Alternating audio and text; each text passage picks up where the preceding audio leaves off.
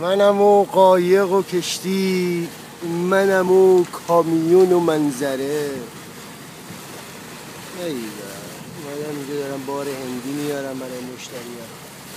باید با کامیون بر فراز این دریا گذر کرد. مازوت و دیزل و مواد سوختنی به دست هموطنان بلژیکی رساند و از سرما نجاتشان داد. من اون ایثارگر تک سوار برکه عشق هستم که با یک آینه تمیز و یک کامیون دلاور مازوت لیتری 80-90 سنت را به دست خرق‌الله داده و پولهایشان را گرفته و درون جیب صاحب کار کرده و لبخند را بر لبها جاری.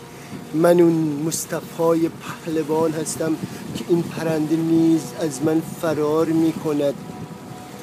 دندون دراز.